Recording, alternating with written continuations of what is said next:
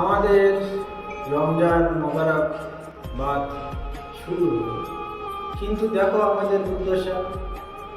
কেননা আমরা তো এই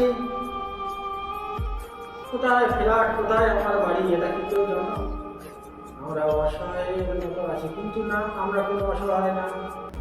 আমাদের ফ্যামিলির জন্য আমরা অসহায়, নির্বিঘ্নে হয়ে আমরা এই কাজ করছি। কিন্তু কাল থেকে দেখো সবাই বাড়িতে গিয়ে বসে বসে সবাই ইফতার করবে এক জায়গায়, মা বাপ ভাই বোন সবাই একসঙ্গে, কেউ ইফতার করবে, কেউ মসজিদে গিয়ে ইফতার করবে। আর আমরা দেখো মনে হয় যেন এখানে বসেও ইফতার করলে হয়ে যাবে, তাও কিছু না। এরকম একটা সময় হয়তো মুখেও কোনো ভাই মুড়ি এনে দুটো করে খাবে, এতেই হয়তো ইফতার কেউ খুলবে, কেউ হয়তো রুমে, আমাদের রুম বলি যেখানে আমরা রাত্রে থাকি, সেটা হয়তো একটা রুম আছে, সেই রুমে হয়তো গিয়ে কিছু দিয়ে একটা ইফতার হবে। ইনশাল্লাহ আমাদের জন্য দোয়া করবেন, আপনারা ভালো থাকবেন।